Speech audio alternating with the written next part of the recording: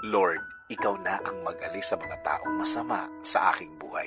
Panginoon, una sa lahat, salamat sa laging pag-aalaga mo sa akin. Salamat sa pagmamahal mo sa akin. Salamat sa laging sagot sa aking mga pangangailangan at kapayapaan sa buhay ko. Panginoon, alam ko pong hindi naman perpekto ang mundong ito. Hindi lahat ay kaya kong i-please. Hindi lahat ay oo sa aking mga sinasabi. At Panginoon, alam ko din na hindi ako perpektong tao. Minsan may mga nasasaktan ako along the way sa mga words ko, sa mga ginagawa ko, or every time I voice out my opinion. Alam ko somehow, Lord, may mga nasasaktan ako nang hindi ko sinasadya. Lord, humihingi po ako ng kapatawaran. Forgive me because sometimes I cannot control my words and my works, Lord.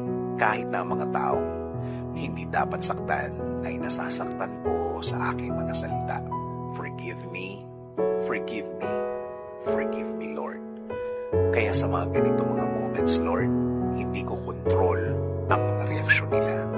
Hindi ko alam kung ano ang nasa isip nila. Kaya Lord, humihingi ako ng proteksyon sa inyo.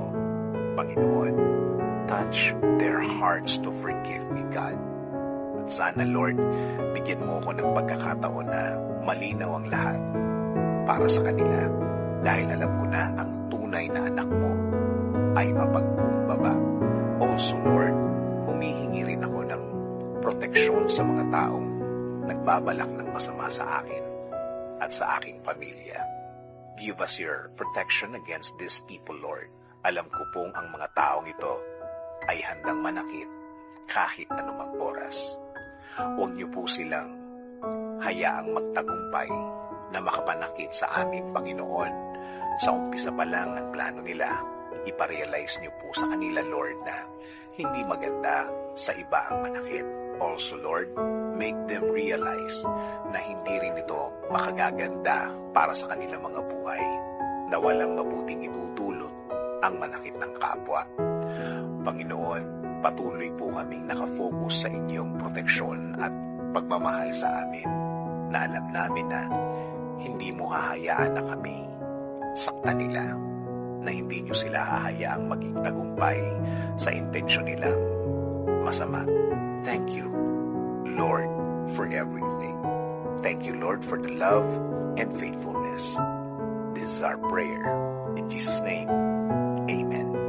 Sabi nga sa Isaiah 54:17, no weapon forged against you will prevail, and you will refute every tongue that accuses you. This is the heritage of the servants of the Lord, and this is their vindication from me, declares the Lord.